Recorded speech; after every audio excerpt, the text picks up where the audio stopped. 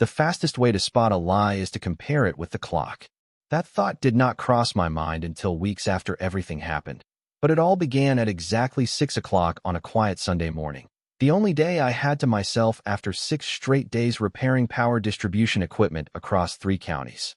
The shrill vibration of my phone rattled across the nightstand a split second before heavy knocking echoed through the front door. Half awake, I looked at the glowing numbers on the alarm clock and wondered who would ever show up that early.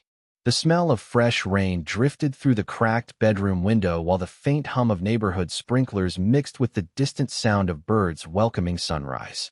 I pulled on a sweatshirt, walked through the dim hallway, and peeked through the front window.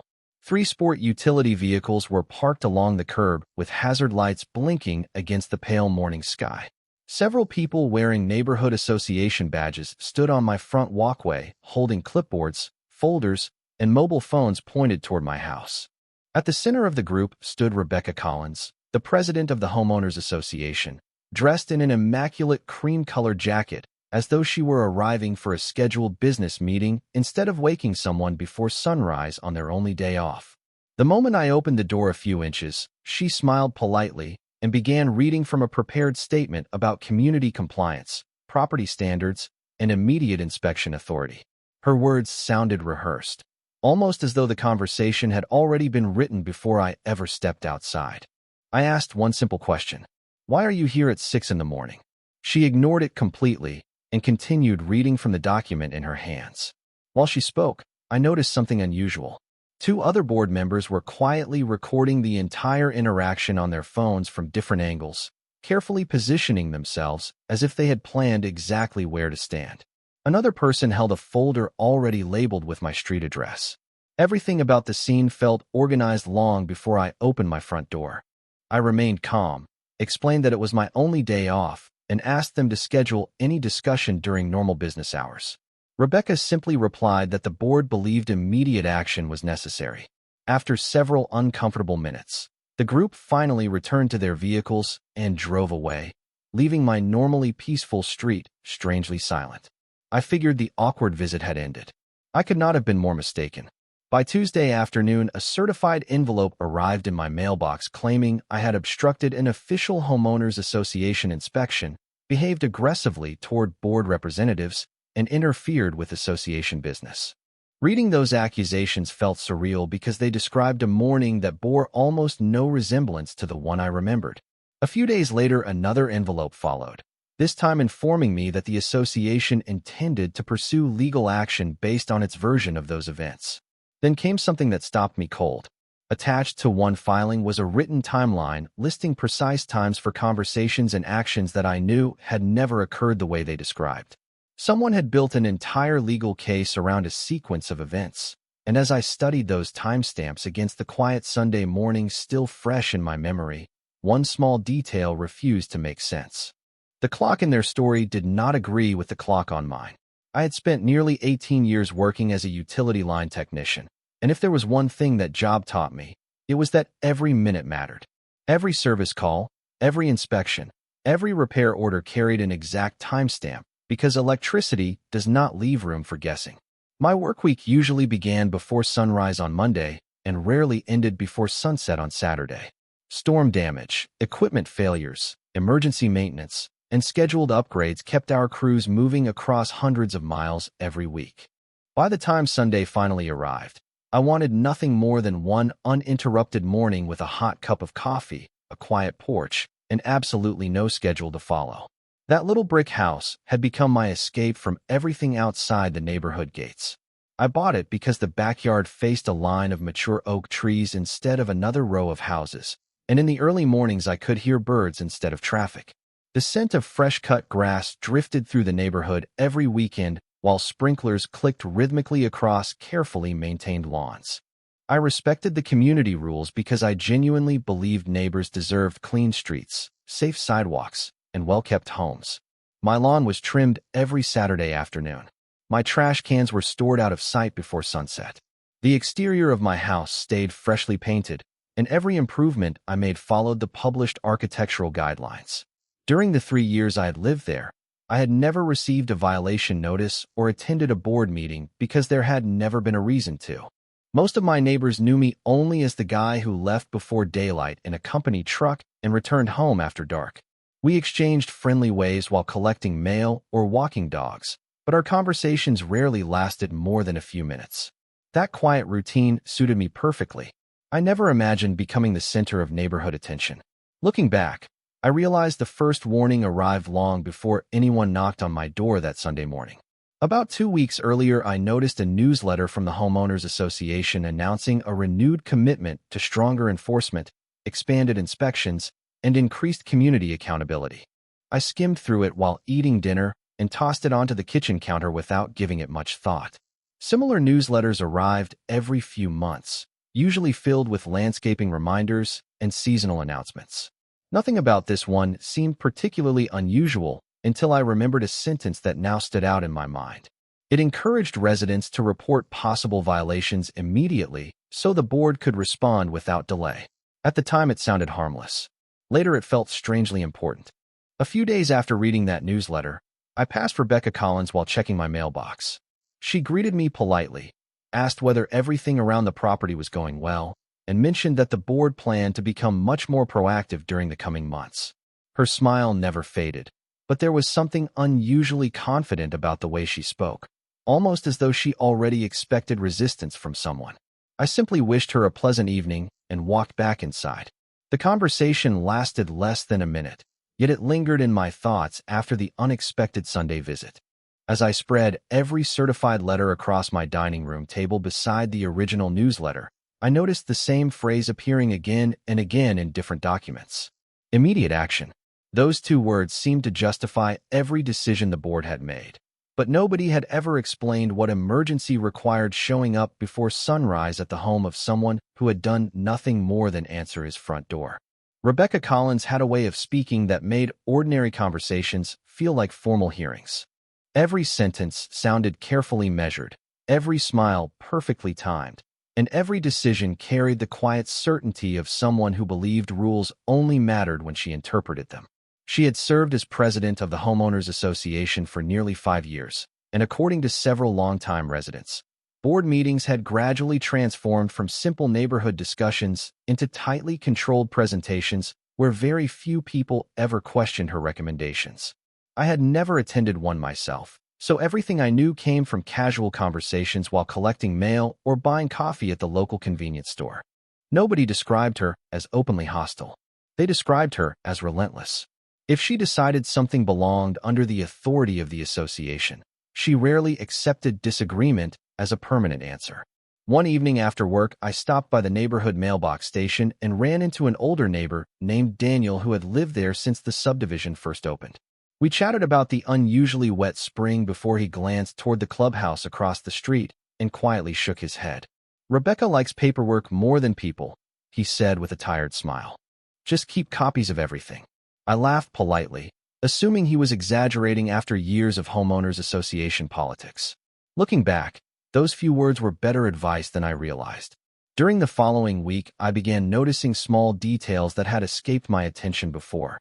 Rebecca seemed to appear almost everywhere. She drove slowly through the neighborhood several evenings each week, stopping to speak with contractors, landscapers, or board members while carrying the same leather portfolio tucked beneath one arm. She often photographed sidewalks, fences, mailboxes, and front yards with her phone before making handwritten notes on a clipboard. None of that violated any rule. Plenty of association presidents stayed active in their communities. What felt different was the consistency. Every observation became documentation. Every conversation appeared to become another page inside an expanding file. A few days before that early Sunday visit, I saw 2 board members walking the street near my house, carrying printed neighborhood maps marked with colored highlights. They paused near my driveway, compared notes, and continued toward the next block without knocking on any doors. I barely gave it another thought because I assumed they were planning landscaping projects or sidewalk repairs. Then another neighborhood newsletter appeared in my mailbox announcing that the board had launched a new initiative focused on proactive compliance. The language emphasized visibility, accountability, and immediate response whenever potential concerns were reported. Reading those words after everything that followed made them sound less like routine communication and more like preparation. By Tuesday, After receiving the certified legal notices, I spread every document across my dining room table beside that newsletter. The wording matched almost perfectly. The same phrases appeared again and again, almost as though every letter had been built from the same template before anyone ever visited my house. One phrase stood out above all the others. Witnessed by multiple board representatives. That sentence lingered in my mind because it answered a question I had not fully considered until then. Rebecca had not arrived at my front door expecting an ordinary conversation. She had arrived with multiple people already positioned to observe, record, and document the morning from carefully chosen angles. Whether intentional or not, the entire visit looked less like an inspection and more like the opening chapter of a story that had already been written before I ever opened my front door. I expected another certified letter. Instead, the lawsuit arrived. The thick envelope landed on my porch late Wednesday afternoon with the unmistakable weight of legal paperwork. I carried it inside, set it on the kitchen counter beside the earlier notices, and listened to the quiet ticking of the wall clock while reading page after page of allegations that seemed to describe an entirely different morning. According to the filing, I had deliberately interfered with an authorized inspection, refused lawful requests from the board, created an unsafe environment for neighborhood representatives, and caused the association to incur additional administrative expenses. Every paragraph sounded more confident than the last, yet every page relied on the same carefully constructed timeline that still refused to match my own memory. The smell of fresh coffee filled the kitchen as I spread every document across the dining table. The wording repeated itself with remarkable precision. The exact same phrases appeared in board reports, attorney correspondence, and meeting summaries as though each document had been copied from a single script. Even the descriptions of individual conversations were nearly identical, despite supposedly coming from different people. That was the first detail that truly bothered me. Real witnesses rarely described the same event using the same sentences. By Friday afternoon, another package arrived containing photographs taken during the Sunday visit. They showed Rebecca Collins standing on my walkway speaking with me through the partially opened front door. Other images captured board members holding clipboards and mobile phones from different positions around my front yard. Looking at the photographs, something immediately caught my attention. The lighting changed noticeably from one image to another, even though the report claimed they had all been taken within only a few minutes. I enlarged several copies on my computer and began comparing shadows cast across the driveway, porch railing, and mailbox. Years of working outdoors had trained me to notice details most people ignored. Utility crews constantly estimated time using sunlight, equipment logs, and weather conditions. The photographs did not appear to follow the sequence described in the lawsuit. I continued reading until I reached the board meeting minutes attached near the back of the filing. Rebecca's presentation summarized the entire incident for the association, concluding that immediate legal action had become necessary because the board had exhausted every reasonable attempt to resolve the situation peacefully. That sentence stopped me. Exhausted every reasonable attempt. I counted backward through every document in front of me. Before that Sunday morning, I had never received a violation notice, warning letter, compliance meeting invitation, or request for inspection. There had been no previous disputes of any kind. Somehow the official record jumped directly from complete silence to emergency enforcement without showing any of the ordinary steps listed in the association handbook. Curious, I pulled my printed copy of the community rules from a bookshelf and flipped through the enforcement section. The process outlined their described written notice, opportunity to respond, scheduled hearing, and board review before legal escalation in ordinary circumstances. I looked back at the lawsuit and then at the handbook again. The two stories did not fit together. Rebecca's version depended on procedures that appeared to have been skipped, while the governing documents sitting in my own living room described something entirely different. At that moment, I stopped thinking like someone defending himself against accusations. I started thinking like a technician troubleshooting a failed electrical system. Somewhere between the official rules and the official story, a connection had been broken, and if I followed every document carefully enough, I was beginning to believe I could find exactly where it happened. I stopped trying to defend myself emotionally and started documenting everything the way I documented electrical failures in the field. Every service interruption begins with one small inconsistency. and solving the problem depends on building an accurate timeline instead of trusting assumptions. I cleared the dining room table, lined up every certified letter in chronological order, printed every email the homeowners association had sent, and placed my own calendar beside them. The soft hum of the refrigerator filled the quiet kitchen while evening sunlight stretched across the hardwood floor. With a yellow marker in one hand and a notebook in the other, I began comparing dates, times, and sequences instead of reading the accusations themselves. That simple change revealed something unexpected.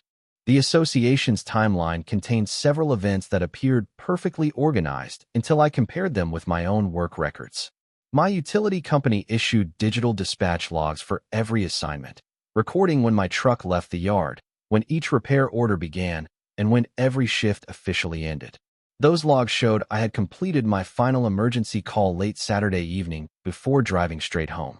My truck's onboard GPS confirmed the same route and arrival time. The next morning, according to the association, an urgent compliance situation somehow developed before sunrise without any previous notice, complaint, or documented warning. That sequence felt unusually abrupt. I requested copies of the official board meeting minutes covering the month before the incident, expecting to find discussions explaining why immediate action had become necessary. Instead, the records contained routine agenda items about landscaping contracts, clubhouse maintenance, seasonal flowers, and budget planning.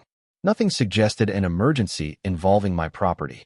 I also reviewed the association handbook again, paying close attention to procedural requirements rather than penalties. Each page emphasized written communication, opportunities for homeowners to respond, scheduled hearings, and documented review before legal escalation under ordinary circumstances. I kept returning to the same question. If those procedures existed to protect everyone involved, why did my file appear to begin at the final chapter instead of the first? My attorney encouraged me not to jump to conclusions. He explained that lawsuits are won by evidence, not frustration, and advised me to continue gathering objective records instead of arguing with anyone on the board. Following his advice, I contacted my internet provider and requested preservation of my doorbell camera recordings from that weekend. I also saved weather reports, sunrise data, and phone records showing every call and message I received during those days. None of those documents proved anyone had acted improperly by themselves, but together they created an independent timeline untouched by opinion. Then another detail quietly surfaced. While reviewing the photographs attached to the lawsuit, I noticed that the metadata listed different creation times than the sequence described in the written report. It was not a dramatic difference, only a matter of minutes. But in my profession, even a few minutes can completely change the explanation for an event. Curious, I compared those timestamps with the board's written narrative once again. The more carefully I looked, the more the documents seemed to drift apart instead of reinforcing one another. I realized I was no longer searching for a single mistake. I was watching small inconsistencies accumulate one by one. And experience had taught me that when enough tiny errors point in the same direction, they usually lead to a much larger truth waiting just beneath the surface. The breakthrough did not come from a dramatic confession or a forgotten witness. It came from something far less exciting and far more reliable. Metadata. I spent an entire Saturday morning at my attorney's office while we reviewed every digital file connected to the case. His conference room overlooked a quiet city park where families walked beneath tall maple trees, completely unaware that a handful of timestamps could determine the outcome of an expensive lawsuit. My attorney connected the homeowners association photographs, my preserved doorbell camera recordings, phone records, weather reports, and publicly available sunrise data onto one large monitor. Then he did something I had not thought to do myself. Instead of reading the reports from beginning to end, he sorted every piece of evidence strictly by verified time. Within minutes, the polished narrative presented by the association began falling apart. The board's written report claimed several conversations occurred before certain photographs had supposedly been taken, yet the original image metadata placed those photographs later in the morning. One email summarizing the incident referenced information that, according to its own timestamp, had not yet been documented. Even more surprising, one board memorandum discussing legal action carried a creation time from before the Sunday visit had officially concluded. None of those details alone proved wrongdoing. but together they created a sequence that simply could not exist exactly as described in the lawsuit.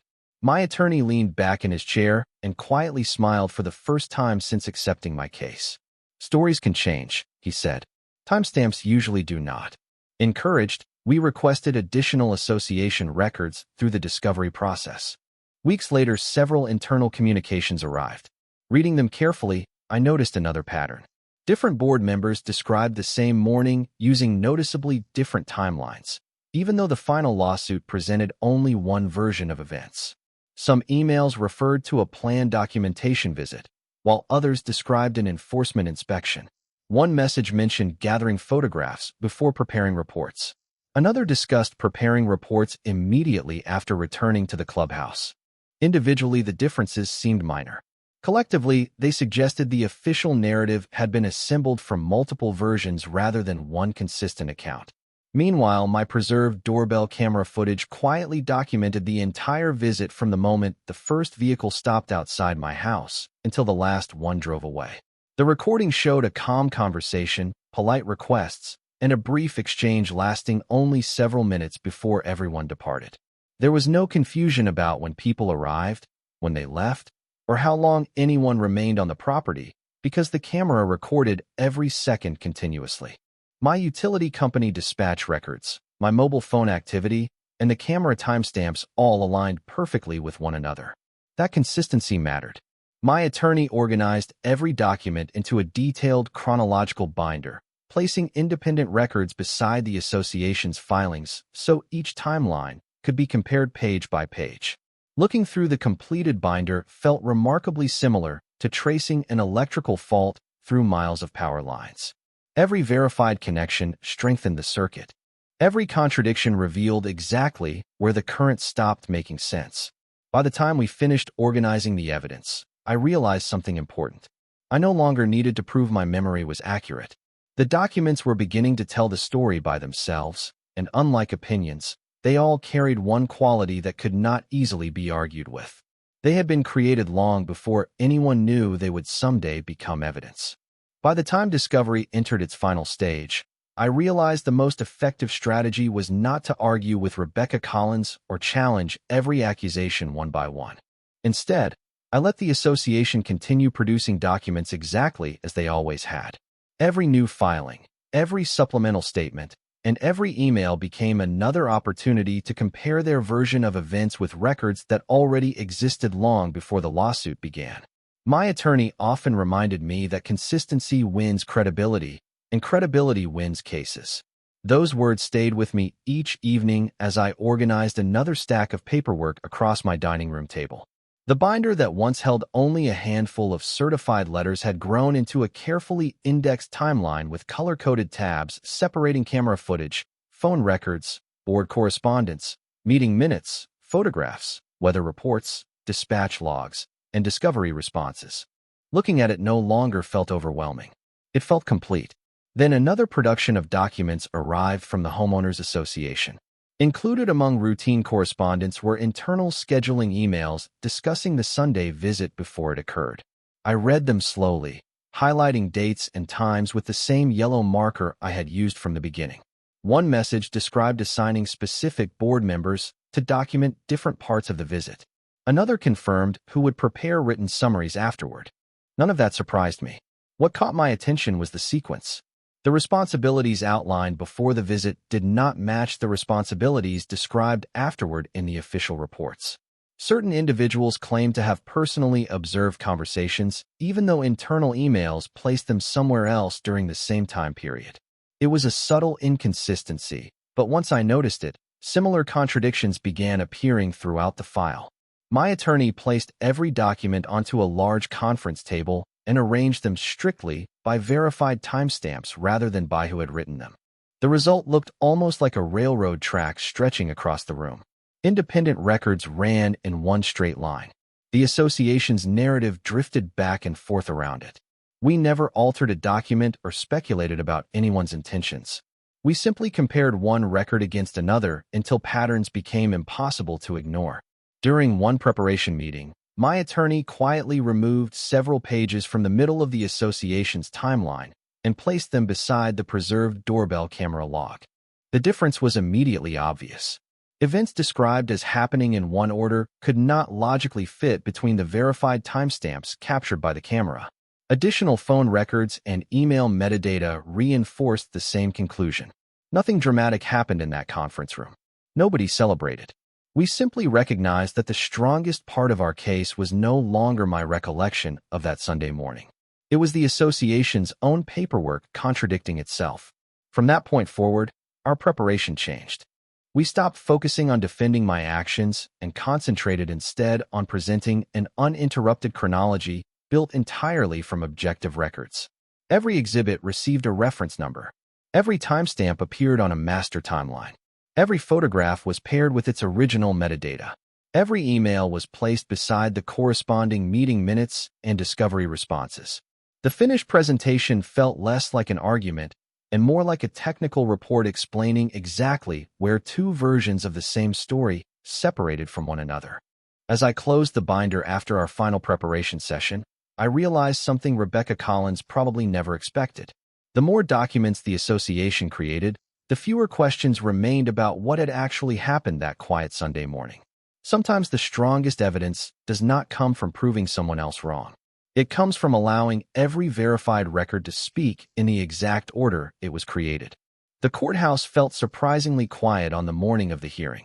The polished marble floors reflected the early sunlight pouring through tall windows, while attorneys carried neatly organized binders from one courtroom to another. I sat beside my attorney with the same thick evidence binder that had followed me from my dining room table through months of preparation. Across the aisle, Rebecca Collins and the association's legal team arranged their own files with practiced confidence, but something about the atmosphere had changed. The certainty I remembered from those first certified letters no longer seemed as obvious. When the hearing began, the judge explained that the court was interested in documented facts rather than assumptions or opinions. That single statement perfectly matched everything we had prepared. My attorney stood, thanked the court, and began with a simple timeline displayed on a large screen. Instead of dramatic arguments, he presented verified records in chronological order. First came my utility company dispatch logs confirming my work schedule. Then the preserved doorbell camera recording documenting the complete duration of the Sunday visit. Next came the original image metadata attached to every photograph submitted by the association. Finally, the internal emails, meeting minutes, and discovery documents appeared one beside another, allowing every timestamp to be compared without interruption. The presentation moved quietly from page to page. Nobody raised their voice. Nobody needed to. Each document either aligned with the verified timeline or it did not. The judge asked several careful questions regarding the sequence of events described in the association's filings. Rebecca's attorney attempted to explain that minor timing differences should not outweigh the overall narrative. My attorney responded by displaying the association handbook beside the official correspondence.